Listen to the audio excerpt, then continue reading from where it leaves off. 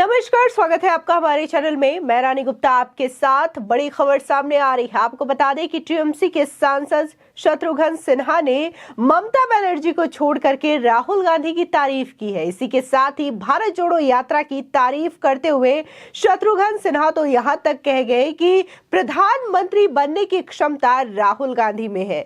यानी कि वो सीधे तौर पर क्या ये कहना चाहते हैं कि अगर 2024 में लोकसभा का चुनाव होता है तो विपक्ष की ओर से राहुल गांधी पीएम के उम्मीदवार होंगे, ना कि ममता बनर्जी में वो क्षमता देख पा रहे हैं कि ममता बनर्जी भी प्रधानमंत्री पद की उम्मीदवार बन सके। बता दें, जिस तरीके से शत्रुघ्न सिन्हा तारीफों के पुल बांधते हुए नजर आए हैं राहुल गांधी के, तो अब सोचने वाली बात यह है कि क्या ममता बनर्जी को उनकी इन बातों से नाराजगी होती है या नहीं होती है।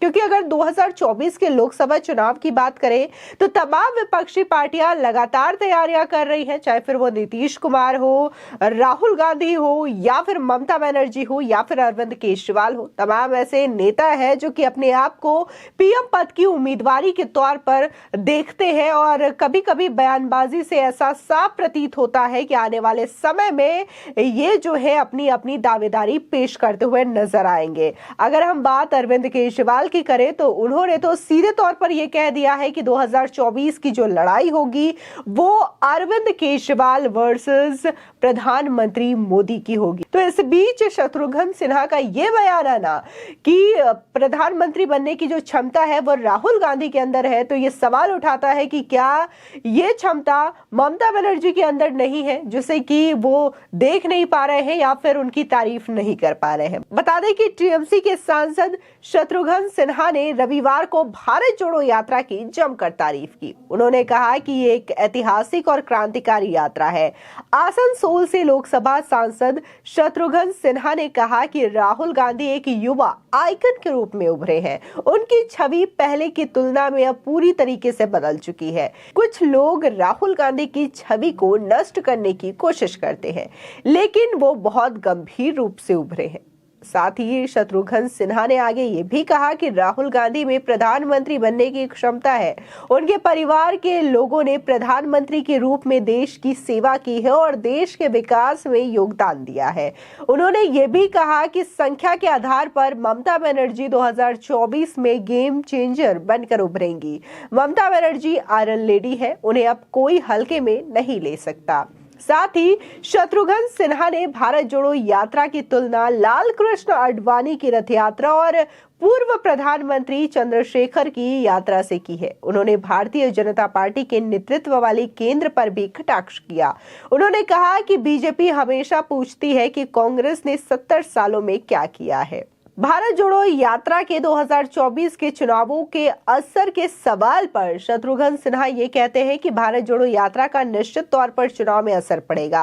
विपक्षी एकता का एक सवाल के जवाब में उन्होंने कहा कि भारत के लोग तय करेंगे कि कौन प्रधानमंत्री होगा।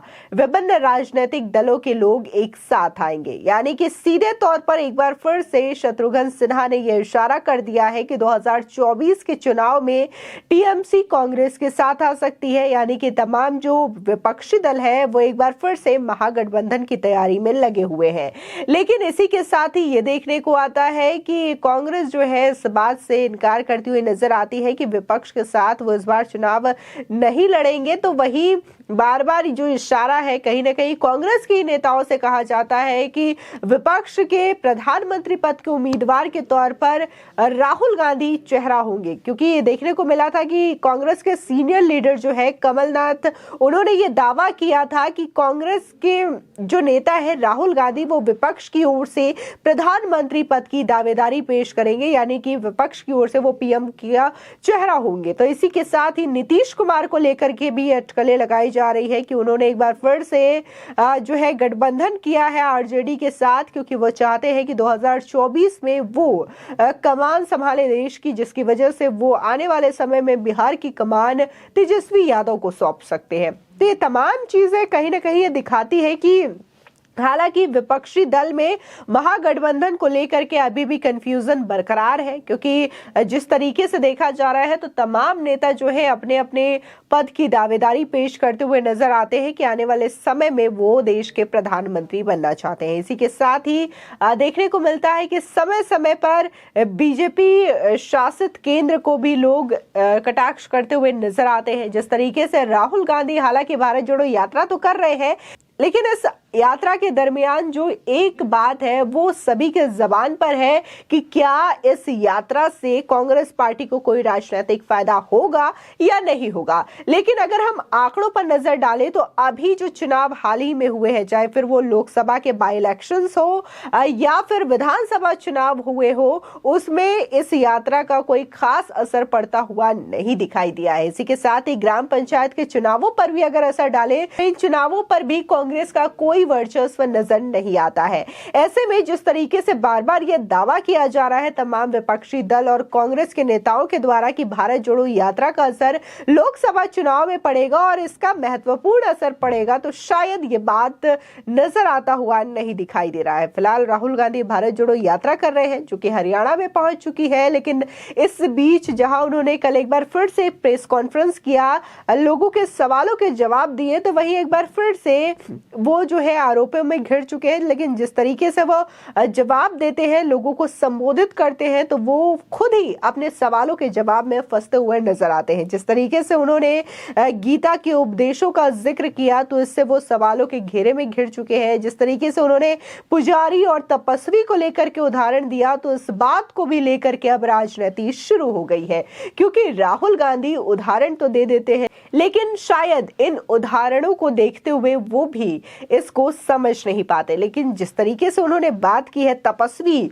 और इसी के साथ ही पुजारियों को लेकर के कि ये देश तपस्वियों का है, पुजारियों का नहीं, तो इसको लेकर के एक बार फिर से लोगों ने सवाल पूछना राहुल गांधी से शुरू कर दिया है। क्योंकि देखने को मिला है कि कांग्रेस के ट्विटर पेज से राहुल गांधी की एक फोटो शेयर की जाती है जिसमें वो त्रिपुंड लगाए नजर आते हैं और इस फोटो में कैप्शन दिया गया है तपस्वी, यानी कि इनडायरेक्टली राहुल गांधी ये कहना चाहते हैं कि ये देश उनका है और बाकी ये जो देश के नागरिक हैं और भी जो पार्टियां हैं, चाहे फिर वो बीजेपी हो, आरएसएस हो, क्या उनके ये देश नहीं है। क्योंकि उन्होंने सीधे शब्दों में कहा है कि बीजेपी और आरएसएस के लोग पुजारी हैं, वो लोगों से अपनी पूजा करवाना चाहते हैं। राहुल गांधी के बयान से क्या बात निकलती है या फिर राहुल गांधी क्या कहना चाहते हैं, ये शायद जनता के समझ से परे है, क्योंकि हर बार इसको लेकर के पॉलिटिक जंग छिड़ जाती है। लेकिन कहीं ना कहीं राहुल गांधी जो बयान देते हैं उसको एक बार सोचने की जरूरत होती है, एक बार समझने की जरूरत होती है, क्योंकि हर बार राहुल गांधी अपने बयानों को लेकर के घिरते हुए नजर आते हैं।